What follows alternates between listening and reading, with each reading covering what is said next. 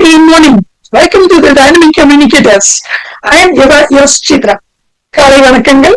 Dynamic communicators channel மூலமா உங்களை நான் வரவேற்கிறேன். நான் என்றும் உங்களுடைய சித்ரா.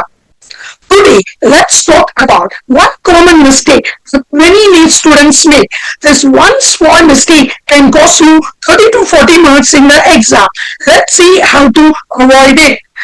வணக்கம் நண்பர்களே, இன்னைக்கு நிறைய நீட் மாணவர்கள் பண்ற ஒரு பெரிய தப்பா பத்தி பார்க்க போறோம். இந்த ஒரு சின்ன தப்பால 30 40 மார்க் போயிடும். அந்த தவற எப்படி தவிர்க்கிறதுன்னு வாங்க பார்ப்போம். The biggest mistake every NEET students make.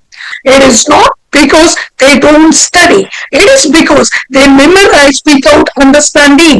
Here's a simple example. If I ask, why does ice float on water?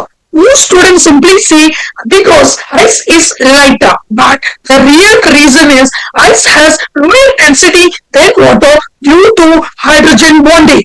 NEET doesn't test your memory, it tests your concept.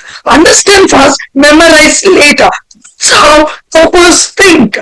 Follow for more NEET concept shots. ஒவ்வொரு NEET மாணவங்களும் செய்யற பெரிய தப்பு என்ன? அது அவங்க படிக்காததால இல்ல, புரிஞ்சுக்காம மனப்பாடம் பண்றதுனால. ஒரு சின்ன உதாரணம் பாருங்க. நான் இப்போ கேள்வி கேட்கிறேன், ஐஸ் ஏன் தண்ணியில மிதக்குது? பெரும்பாலான மாணவர்கள் என்ன சொல்லுவாங்க? ஐஸ் லேசா இருக்கும் அதனாலன்னு தான் சொல்லுவாங்க. ஆனா உண்மையான காரணம் அது இல்ல. ஹைட்ரஜன் பாண்டிங் காரணமா ஐஸின் அடர்த்தி டென்சிட்டி தண்ணீரை விட குறைவா இருக்கும். நீட் உங்கள் மனப்பாடத்தை சோதிக்காது, உங்களுடைய கான்செப்டை தான் சோதிக்கும். முதல்ல புரிஞ்சுக்கோங்க, அதுக்கப்புறம் மனப்பாடம் பண்ணுங்க.